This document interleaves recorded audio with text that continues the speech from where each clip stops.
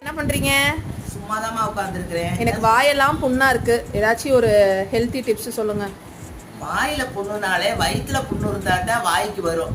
அது பலருக்கு தெரியறதில்ல, வெறும் வாயில மட்டும் புண்ணு இருக்குது அப்படின்னுறாங்க. தேங்காய் அதிகம் யாரும் சாப்பிட்டா கொலஸ்ட்ரால் இருக்கிறாங்க. ஆனால் தேங்காய் கொலஸ்ட்ராலே இல்லை. அது ஒரு நல்ல பொருள். எல்லாருமே வாரத்தில் 2 தடவை 3 தடவையாவது தேங்காய் பால் சாப்பிடணும். நம்ம சளி இருமல்னா அதில் சுக்கு மிளகு இது போட்டு செய்யலாம். குழந்தைகளுக்குன்னா அதில் தேன் கலந்து கொடுக்கலாம். ஒரு நிமிஷம் உனக்கு தேங்காய் பால் வச்சு தரேன். தேன் கலந்தா ரொம்ப நல்லதா அத்தை? தேன் உடம்புக்கு ரொம்ப நல்லது. சர்க்கரையை விட தேன் நம்ம வீட்டில் இருக்கு, அதனால தேன் கலந்து கொடுக்குறேன். இது ஒரு வாரத்தில் 3 நாள் குடிச்சுப்பாரு, மறந்து போயிடும். வயிற்று புண்ணு சரியாயிடும். வயிற்று புண்ணு சரியானாலே வாயில புண்ணு இருக்காது. சரி சரி, இன்னைக்கு ஒரு சூப்பரான ஹெல்த் டிப்ஸ் தான். நெக்ஸ்ட் இதே மாதிரி ஒரு சூப்பரான டிப்ஸ்ல பார்ப்போம். தேங்க்யூ.